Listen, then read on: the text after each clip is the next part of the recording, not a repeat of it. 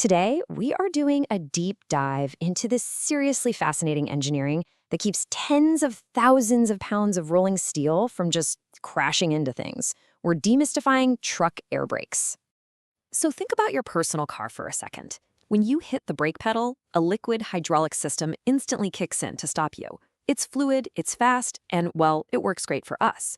But what about those massive 18-wheelers you commute next to on the highway? Yeah, they use a completely different, entirely separate type of technology. Today, we're going to bridge the gap between the familiar mechanics of your car and the incredibly robust, heavy-duty systems used by the commercial trucking industry. Okay, here's our roadmap for today's explainer. First, we'll cover the big braking difference. Then, from trains to trucks. Next up, how air brakes work, followed by the power of compressed air. And finally, air versus hydraulic brakes. Let's dive in. Starting right off with Section 1, the big braking difference. It really all comes down to a complete shift in engineering priorities. On one side of the spectrum, you have high speed.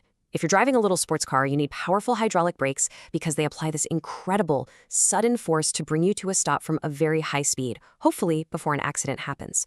But trucks, they aren't exactly trying to win a race. They are carrying literal tons of weight. So their priority shifts from extreme speed to extreme safety and availability.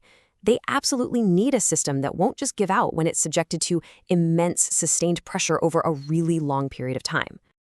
Which brings us to Section 2, from trains to trucks. Going back in time a bit to the early 20th century, an inventor named George Westinghouse created air brakes for trains, and it was a brilliantly effective system for those massive, heavy rail cars. But then he made a seriously bold move. He decided to take that railway technology and bring it to road vehicles. And honestly, time completely proved him right. By the mid-1920s, air brakes were already being successfully implemented in buses, and by the 1930s, the design had evolved to become the standard for trucks. Westinghouse's bold idea was such a home run that it actually remains the global standard for heavy commercial vehicles even today. All right, moving on to Section 3, how air brakes work. Let's meet the cast of characters making up the core of this pneumatic system. First up is the air compressor, which generates and maintains the pressure. Second, the air reservoirs. You can basically think of these as giant storage tanks holding on to all that compressed air until the exact moment it's needed. Third, we have the control valves, acting as the gatekeepers to regulate the flow of the air. And finally, the brake cylinders. These guys do the actual heavy lifting by taking that rushing air pressure and converting it straight into physical, mechanical force. So how do they actually work together in real time? It's kind of like a perfectly timed sequence. Step 1, the driver presses the brake pedal. Step 2, that control valve instantly releases the stored compressed air from the reservoirs. Step 3, the air flows and literally slams into the brake cylinders directly with zero delay. And Step 4, those cylinders convert that sudden pressure into a massive mechanical force that clamps right down and halts the vehicle. It is a remarkably fast and elegant chain reaction. Now, let's look at Section 4, the power of compressed air. Let's put these two systems side by side for a second. With a hydraulic brake system, if a tube breaks and that liquid fluid leaks out, you lose your brakes. It is a catastrophic failure. But air brakes? Well, air never runs out. Because ambient air is literally everywhere around us, the system has this brilliant built-in redundant design. If there happens to be a small leak in a truck's air system, the compressor can just keep pulling in more air from the environment, and the brakes will continue to function safely. It's a lifesaver. And the safety of infinite air isn't the only perk here. Because the components are so incredibly robust, they easily generate the massive force required to handle multi-ton loads safely. This durability also means lower maintenance costs for the fleet owners, which is huge. But a really critical point is that last aspect. Air doesn't degrade, and it isn't corrosive.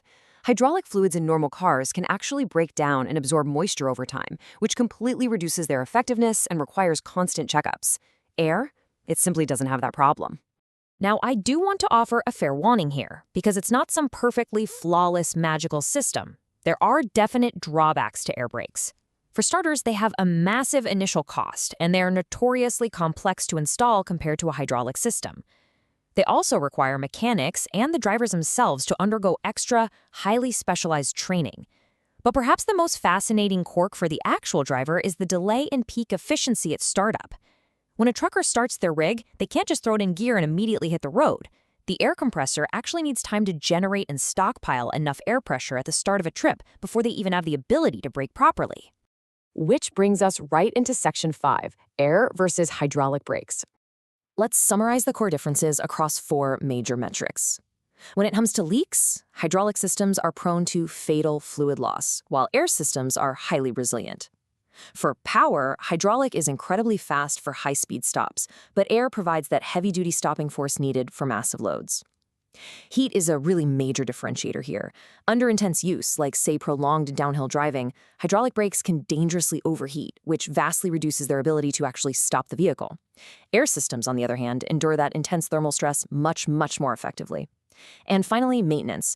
Hydraulic brakes need frequent fluid checkups, while air components are famously robust and long-lasting. So the crucial point I want to leave you with today is a question. Considering the safety, the costs, and all the mechanics we've just mapped out, which system do you believe is ultimately superior? When you weigh those massive initial costs and setup complexities against the life-saving redundancy out there on the open road, would you really want that massive 18-wheeler in your rearview mirror relying on anything else? Definitely something to think about. Thanks so much for learning with me on this explainer, and I'll see you next time.